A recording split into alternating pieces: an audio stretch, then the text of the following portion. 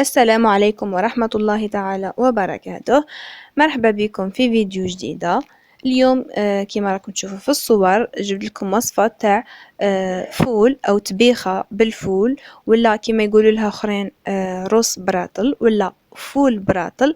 المهم هي وصفة بالفول الأخضر، هذا وقته بنينة تسخف تجي يعني خاصة اللي يشتيوا الفول طبعا. هاد الوصفة مفيدة بزاف ومغذية، وزاد على هذا فهي مشبعة وبنينة بزاف. إذا المقادير واش نحتاجو بصل. هنا درت بصلة خضراء، درت حوالي 4 إلى 5 بصلات بالورق تاعهم، يعني الخضر ثاني نقطعو. عندي حبة طماطم، فلفلة مقطعة، وحوالي 4 أو 5 فصوص ثوم. نضيف الزيت ونقلي يعني حتى تبدا تبان شوي فقط البصله تاعي. نضيف عليها هنا الفول اللي كنت نقيته وغسلته مليح وقطعته رقيق كما راكم تشوفوا، راهو رقيق شرائح رقاق. راح نضيفه مباشره، يعني ما تخليوش البصله حتى تذبل بزاف، يعني خليوها غير شويه وضيفوا الفول وقليوه هو ثاني معها حتى تشوفوا الفول هبط شويه بدا يذبل.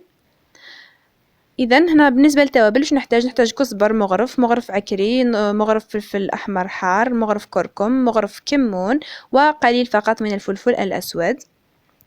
نضيف التوابل على الفول ونخلي كلش يتقلى مع بعض. نضيف ايضا ملح حسب الكميه او حسب الذوق. بعد ما تتقلى البرمه تاعي مليح راح نمرق. هنا ندير كميه كما راكم تشوفوا، من بعد تغطى الفول فقط لانه بعد يطلق الماء.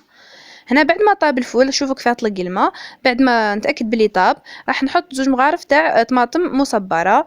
كنت شاركت معكم الوصفه هذه مخدومه في الدار، اذا تلقاوها في القناه هنا. ونضيف ايضا الفلفل ونقفل، نخلي كل شيء يزيد يطيب مع بعض. وعندي هنا كميه من الدبشه ولا المعدنوس اللي متوفره عادي، انا نفضل الدبشه حتى خلاص نكون راح نطفي لها، نطلق هذيك الدبشه ونقفل باش تزيد تعطيها بنه.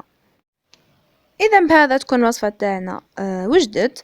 هاي ليكم في صحن التقديم، تجي بنينه تسخف وخفيفه على المعده ومغذيه ومشبعه. اذا ما بقى لي غير نقول لكم تبقاو على خير، نتلاقاو في فيديو اخر. ما تنساوش ديروا لي جام، واللي مش مشتركه في القناه تشترك وتفعل الجرس باه يلحقوها جديد الفيديوهات. وخليوا لي ايضا تعليقاتكم لانها تشجعني بزاف. نتلاقاو في فيديو اخر. سلام.